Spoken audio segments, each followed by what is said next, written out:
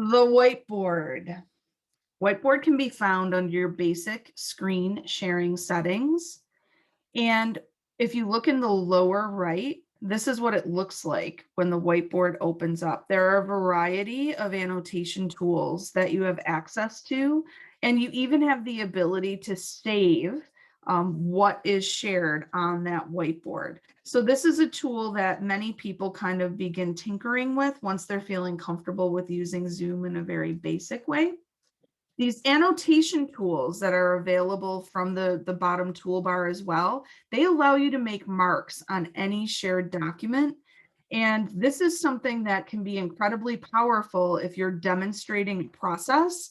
If students are sharing work and you want to be able to offer feedback or point out the strengths of that work in order to use it as a model for other students.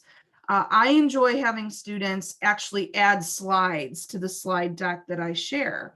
So if I'm giving a presentation or planning to lecture and I've shared my Google Slides at the beginning of the session, I will often give students editing rights or participants in my staff development sessions or professional learning sessions. I'll give them editing rights and I will ask questions and invite them to add slides to our slide deck to share their thinking. Using the annotation tools in a shared screen setting allows you to take student work and student responses and use it as modeling inside of your own lessons. And so those tools are accessed from the bottom bar. Salianne, I know you asked about polling. You'll want to set up your polls previous to your meeting with your students. And so the way that you do that is by going into your meetings settings ahead of time, entering your personal room and clicking on poll. Once you're in there, you have the option to use a previously created poll or to add a new poll.